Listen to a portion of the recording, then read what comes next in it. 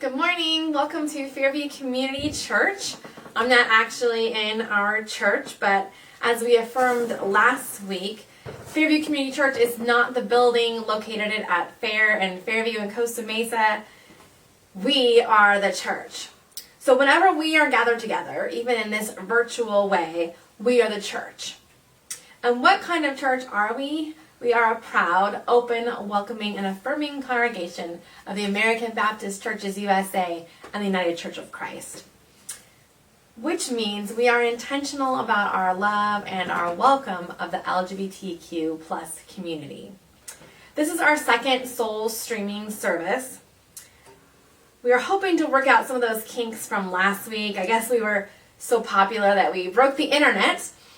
Because in last week's Facebook Live service, we froze up a bit and had a hard time because you had to wait several times for the video to buffer. So if it happens again, just take that buffer time and, go wash your hands or something and come back and I'll be here waiting for you. In the last week, we debriefed and the techie folks of our church from our light ministry put their heads together to try to figure out the best way to make this happen.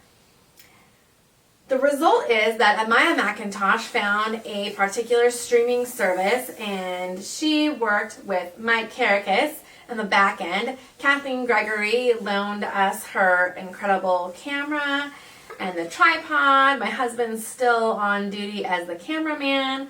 But I know Mike is working behind the scenes. Cindy's working at the office right now. So if you have any questions, any tech problems, you can give her a call at 714-545-4610 and she'll help you out.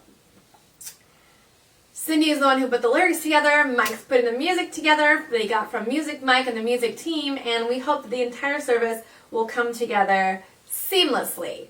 Now, granted, there might be some few kinks, but I think by the end of this whole COVID-19 thing, we'll have finally figured it out. So join us week after week right here online at 10 a.m. on Sunday mornings, and we will be so happy to welcome you and worship with you. So I hope you enjoy this service, and I hope you share it. Now is a really good time to be on your Facebook, and then just put that share button. If you do that, that'll increase the activity on your own page, which will increase the activity on our page. It'll ensure that more people can actually see the video. We'll get higher analytics that Google will show up and Google will find us easier.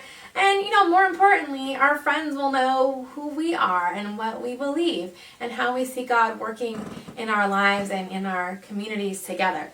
So do us a favor and share that on your Facebook as we join in our service. The other thing that we're doing that we just started last week is something called Dial a Sermon. And so all you have to do is dial 714-656-4130 and you can hear 2 songs and a sermon. So that's perfect for those folks that don't go online. You can send them a text message right now or give them a phone call when this is done. But let them know that the number to call is 714-656-4130 so they can listen too. I'm so glad you are here. So come, now is the time to worship. Why don't you sing along with us as we prepare our minds and our hearts to worship. This song was originally written by Brian Dorkeson, and our intentionally inclusive lyrics are written by our own Pastor Emeritus, the Reverend Dr. Gary Barmore. Come, now is the time for worship. Join with me.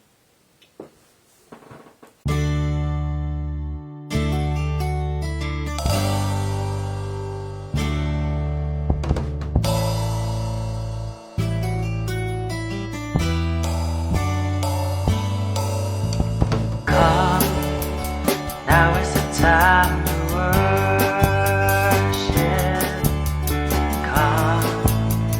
Now is the time to give your heart.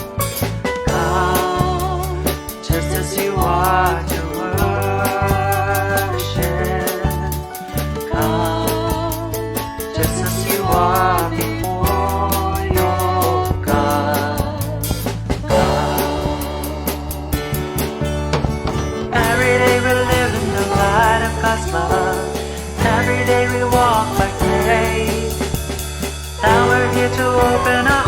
once more. Now we give thanks for grace. Come, now is the time to worship. Come, now is the time to give your heart. Come, just as you are to worship. Come, just as you are before your God.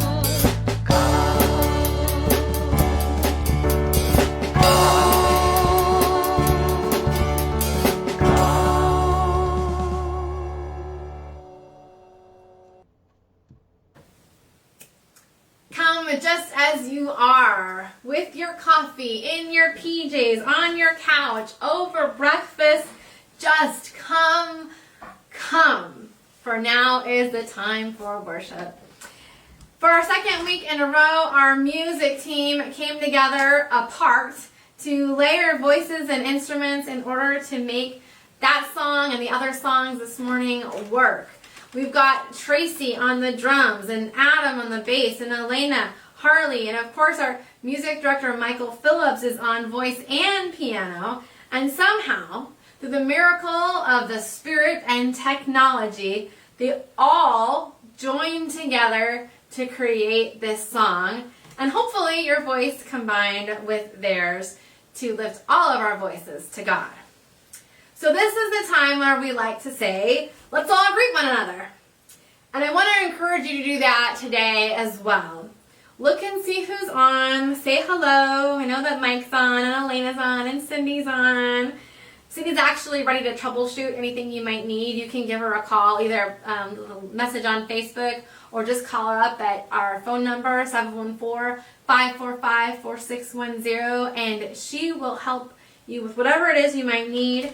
You can message her or just give her a nudge. You can always contact me later on. We'll help you get connected, but we're so glad that you're here. So please take the time to say hi, give each other a virtual hug. Sometimes we need that more than ever in this time of social distancing. Pass the peace, that's what we're doing here, is sharing the love and passing the peace, and reminding ourselves that we are truly loved and we are connected with one another and with our God.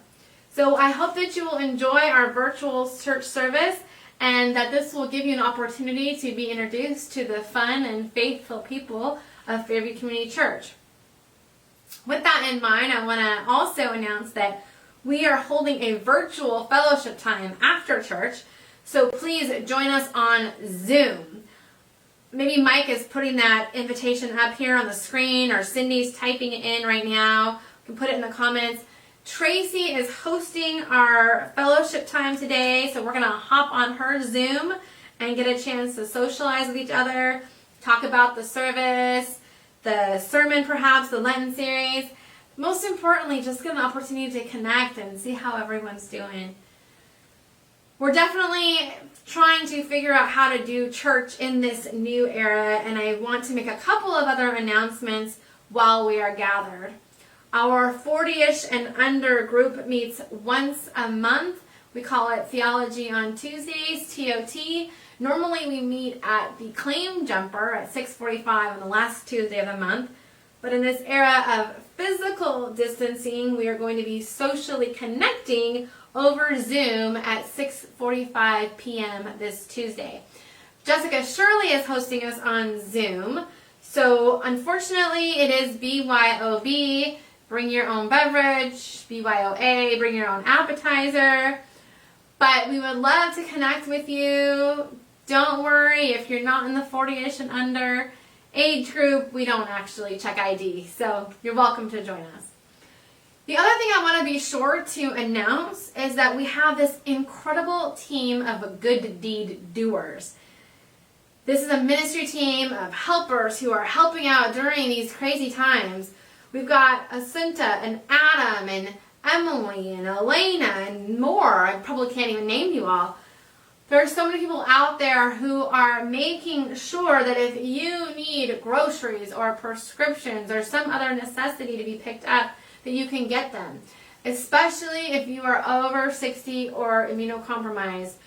We don't want you out of the house. Please stay inside.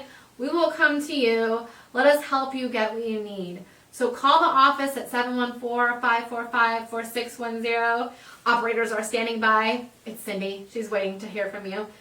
Or email us at office@ocfairviewchurch.org, or again, just put something on the message right now and we'll connect you. We want to do our best to help you and to keep you safe.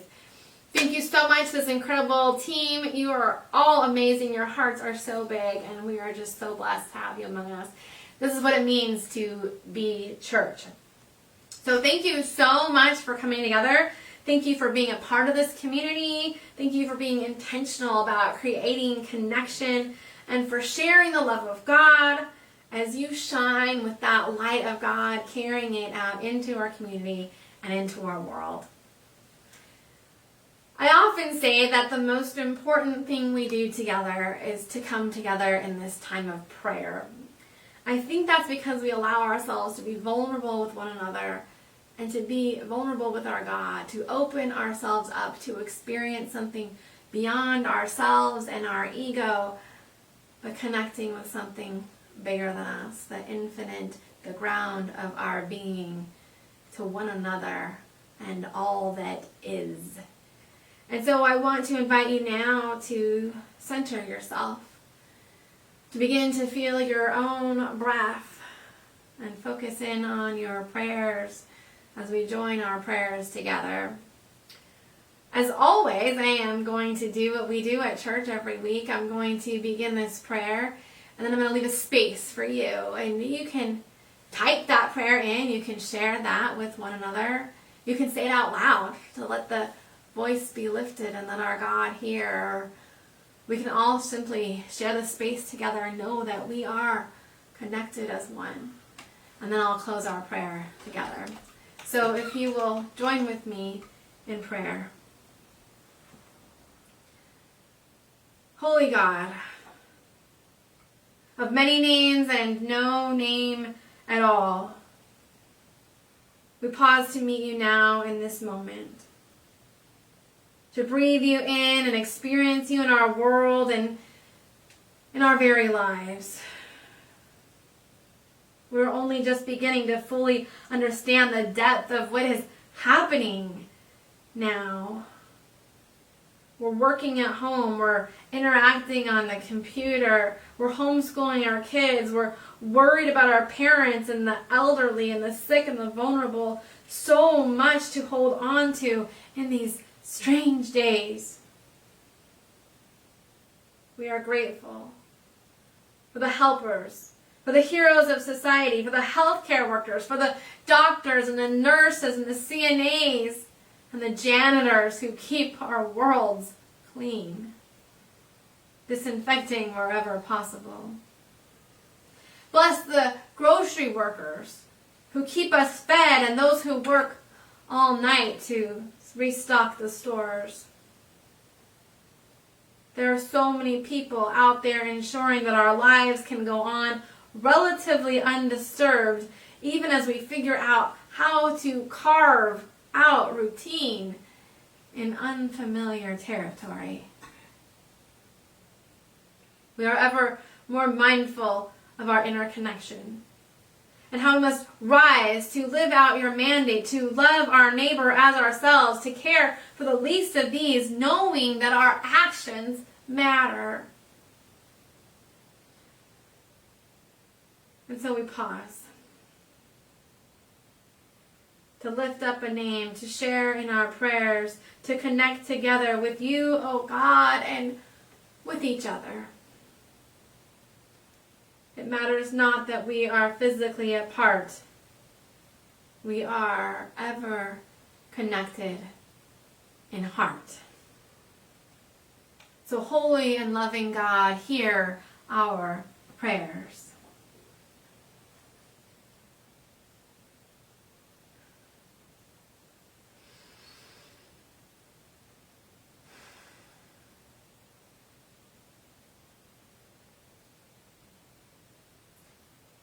You hear our prayers. You know our inner thoughts, our fears, our anxiety, our heartache, and our hopes. Multiply our joy. Cultivate your peace within us. Expand your love. Hold us in your embrace, that we might be healers. That we might shine your light in these dark places. In the name of the one who taught us to live with radical love, the teacher, the peacemaker, the justice seeker, the bread breaker, our brother, the Christ. Amen. Thank you. Thank you for sharing with us, for connecting with us, for being with us. We are blessed to gather in this way. It takes so many people to make this worship service happen, from our staff like Michael Phillips and Cindy Condit Donaldson, to the music team, our volunteers who give of themselves week after week, to Mike Kirikas, who's stringing all this together, and Kathleen Gregory, who stepped up to share her camera last minute, to my husband, who's pushing go on the camera that he borrowed. Thank you. Thank you for supporting us and making this happen. I do want to encourage you to support this ministry. The board met this week, and we are figuring out how to pivot with each ever-changing bit of information as news is ever unfolding. We are figuring out each new regulation, the estimation of how long we'll be doing this. There is anxiety, but it is lessened by how generous, loving, and committed our community is. So thank you. Thank you to all of you who have given yourselves to this church, and especially to those of you who have given a little extra during this unknown time as we navigate uncharted waters. So this is usually the time when we pass the plate, and while we cannot do that physically, we do invite you to do it virtually. Fortunately, we have several different ways that you can give. One way is just to go on our website, www.ocfairviewchurch.org/donate, or just go on the homepage and you can click on the donate button. That's really easy. The other way is just to text GIVE, the word GIVE, to the number 714-584-6990. Then just follow the prompts from there. So all you have to do is text the word GIVE, GIVE, to 714-584-6990. Or you can always just write your check. Yes, Marty Barmore, we hear you through the screen. You can always write a check. You can send it in to Fairview Community Church at 2525 Fairview Road in Costa Mesa, California, 92626, and we will get it. We are going in to check the mail, but know that it might be a little bit delayed. We want to thank Leslie, our bookkeeper, for making sure that we run. She's the essential one in our church. The rest of us are just here for fun. We're working from home. We're doing what we can. So if it takes a little bit longer, we thank you so much for your patience. But we mostly just thank you for your willingness to give. It makes such a big difference. And in these uncertain times, when you give of yourself, you ensure that our ministry can go on. And it is an important ministry. Here in Orange County, we are a small but progressive Christian church that stands for Jesus and seeks justice. We take his words of the first century and carry them boldly into our 21st century. I've often remarked how incredible it is that this small church has made national news so many times, and that's because we seek to follow Jesus into those unknown places and share his love and carry his light. So thank you for giving. So if you can just take that time to get online, send that out, and then join us in our next song. This is written by Jim Scott. It is entitled The Oneness of Everything. This is not a song that we regularly sing at Fairview that we are familiar with. So you may want to sing along if you get it, or you may want to simply experience this song. Let the words and the music wash over you as we connect with one another, with our God, and with that reality that all is one. And this is the oneness of everything. Join us.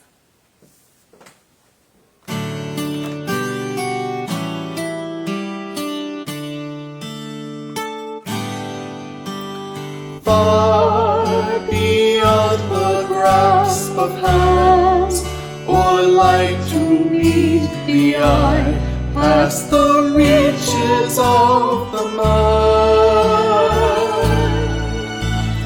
There find the key to nature's harmony in an architecture so entwined. Like the birds whose patterns grace the sky and carry all who join in love's expanding, the message of peace will rise in flight, taking the weight of the world upon its wings, in the oneness of everything. Still we seek to find the truth that we might understand and reduce to terms defined. Past and immeasurable time and space, also overwhelmingly design. Oh, passing years just might I know the faith that winters in the heart, to be reborn in spring, to hear and to feel the pulse of life, enters my soul as a song to sing of the oneness of everything.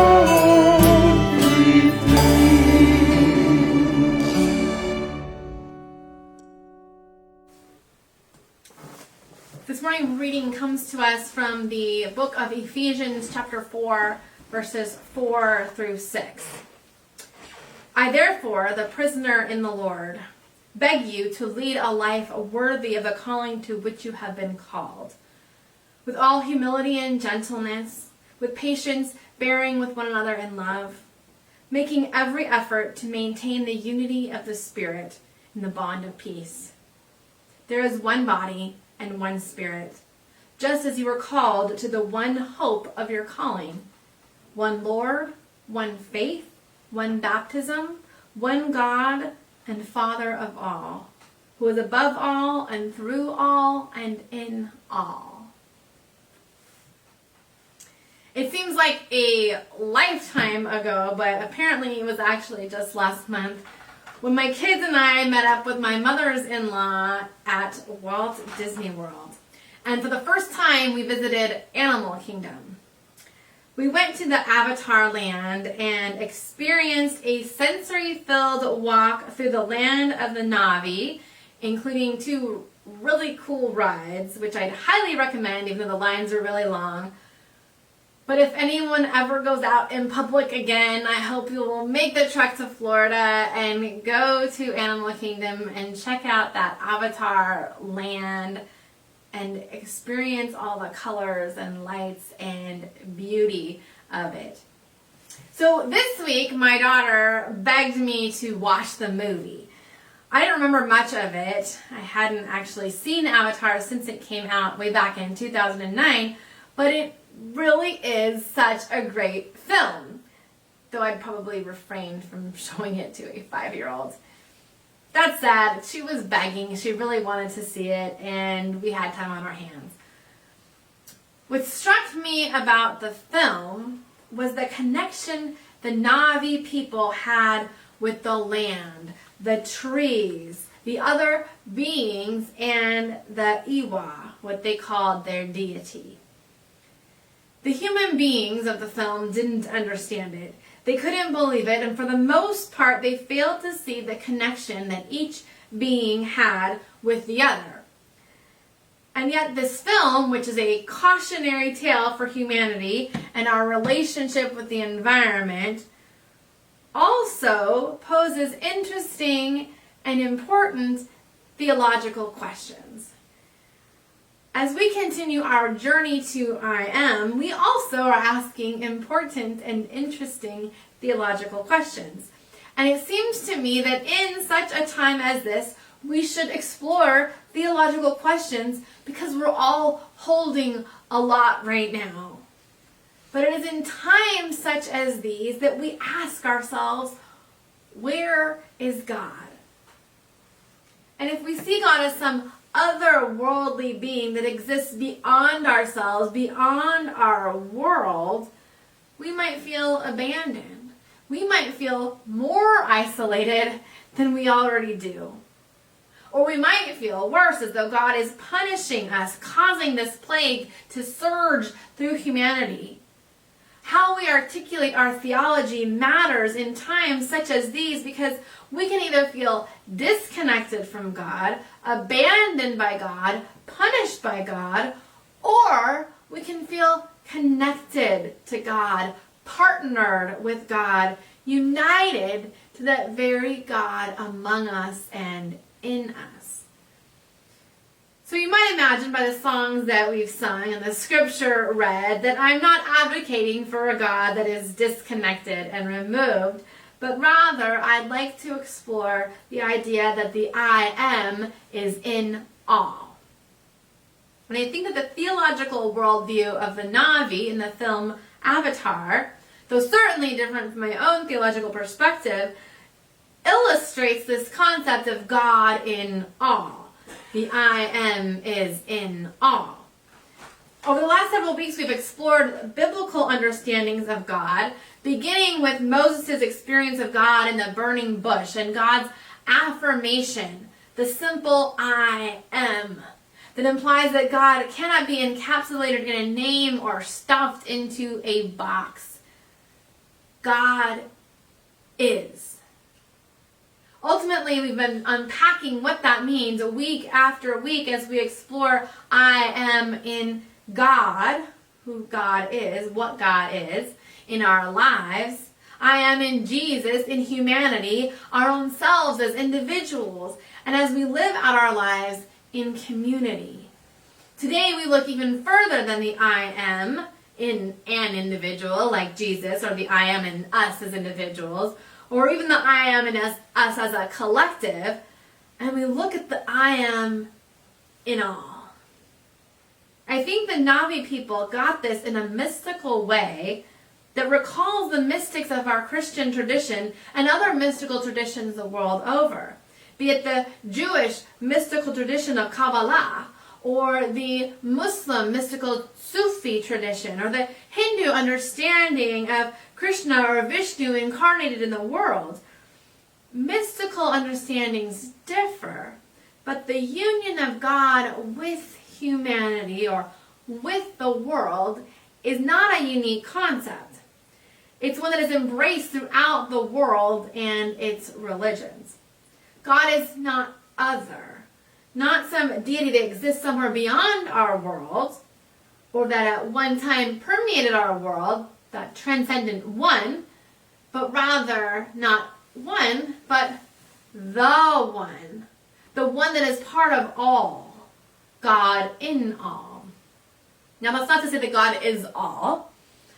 There is a theological perspective called pantheism that thinks that God is all things and all things are God. But I'm talking about panentheism. All is in God, or God is in all things. Now, to be honest, this concept has evolved over time, so there are not a whole lot of scriptural passages that directly reflect this theological perspective in our Bible. And yet I definitely do not think it is entirely absent either. If you look at this morning's scripture out of the Epistle to the Ephesians, we see a theological affirmation that proclaims God is one, and that one is above all, through all, and in all. The very definition of panentheism. So what does that mean? Mystical theologian Matthew Fox writes, as the ocean is in the fish, and the fish are in God, so God is in everything, and everything is in God. Kind of reminded me of Romans chapter 11. In verse 36 says, "For from him and through him and to him are all things." So the ocean is in the fish, and the fish are in the ocean, and God is in the ocean, and God is in the fish. Everything is in God, and God is in everything. Does not mean that you can pray to the fish as though they were God, although there is a recognition of the divine in the fish. In similar ways, that movie Avatar recognized that the Iwa, their God, is in all beings. There's a life force that's bigger than just me in me, and that same life force is in other beings, like the fish or animals, or even the life force of a tree.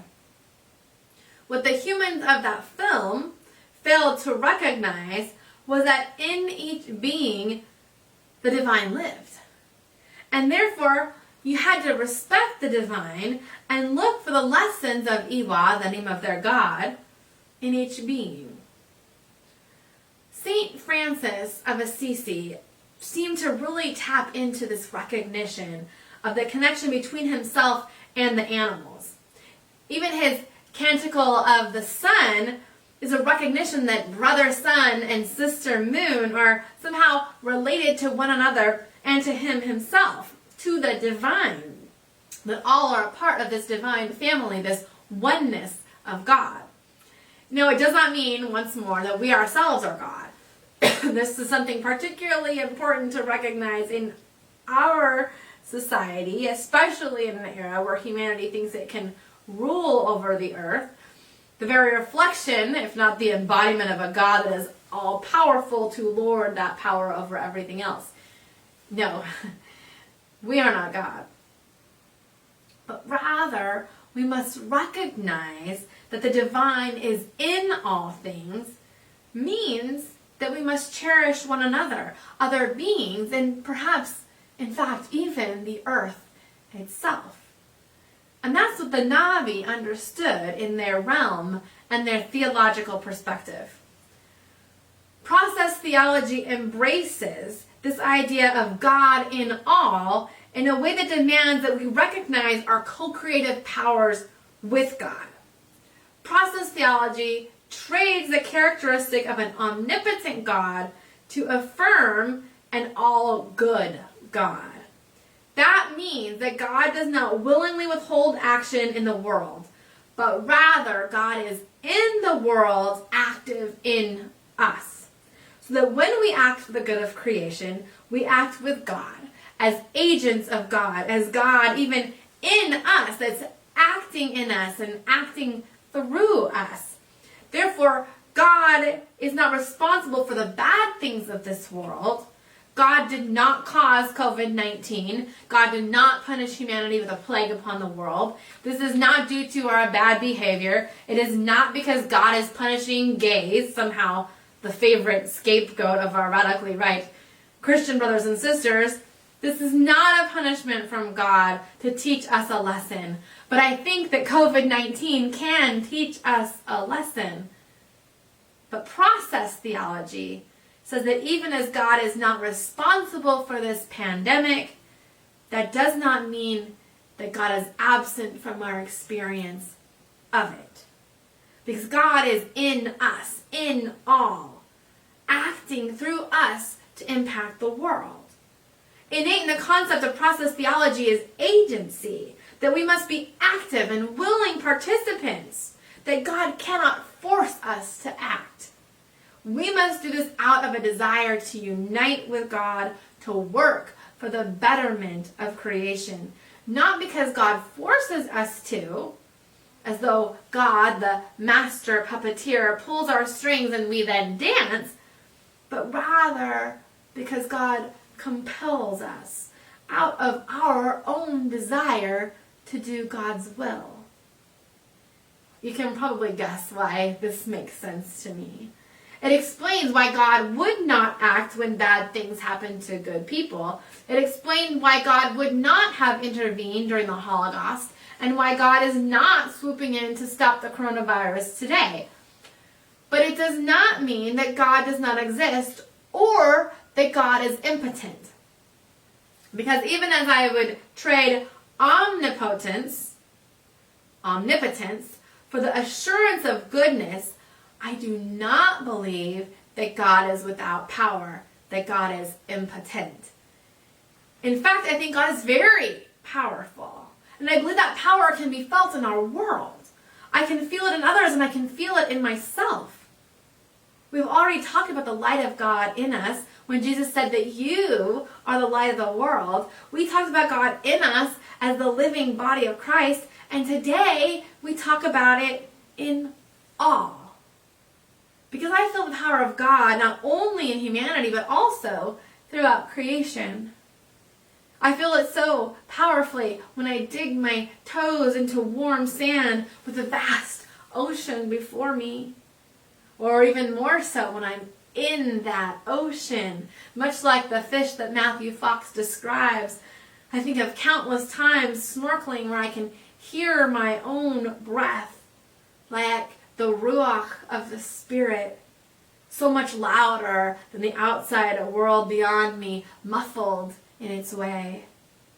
With each breath I am pulled deeper and deeper into the ocean, more deeply connected to it, to the fish that swim around me, of the ocean, in the ocean, of God, God in me. Have you ever experienced moments like those mystical union moments of God in you while you're in creation? How powerful a God that can permeate creation and us. When I think about all of this in this context of disconnection, this era of social distancing, I think about how important it is that we play our part in co-creation. Because God is not going to swoop in and stop this virus. But we have an important role in stopping this virus. Our actions right now matter. What we do has an effect on ourselves and our neighbors. If we each do our part, scientists tell us that we can reduce exposure and we can save one another. Scientists tell us we can save one another. God tells us that we matter to one another, that we are connected to one another. We must act on behalf of humanity, on behalf of God. We're already seeing the effects of our lack of our awareness, our failure to do our collective part. God needs us to act for good, to bring healing to this hurting world. So let us co-create with God. Let the I am in all act in us, in you, in me. And as we lament our inability to gather together, let us not lose heart. Because as we affirmed last week, God's house is not the church. God's people are. God's house is in us. God's temple is in us. God is on the loose in all. So let us worship God in all of creation by looking for the divine among us. Now, more than ever, we must recognize our connection to the oneness of all that is. To see God in the sunlight and the rain. To feel the divine in the chill of the night and the warmth of a beloved embrace. Go outside and breathe. Breathe in God and let God work in you, with you. Because God invites us to be agents of change, to save our world and save our humanity by recognizing the very divinity that unites us and connects us and calls us to good. The great I am. In Him. In you. In us. In all. I am. Amen. Amen. As we close in our final song, I'll tell you the story of it. Our music director, Michael Phillips, and I were looking for songs that would fit the theme of our Lenten journey, and finding none, we decided to write one together. So as we sing this song, it truly is an embodiment of God in us, as the Spirit worked in us to create this song with you. So join us in our closing song, knowing that we are ultimately connected to one another. Brothers and sisters, go out into a world that is broken and hurting. A world that tells us that a virus can destroy us. And find instead the healing of a God that loves us from the inside out and the outside in. And know that we have the power to share that love and live that love as we experience the I am in everything. Go out, beloved, and know you are loved. Amen.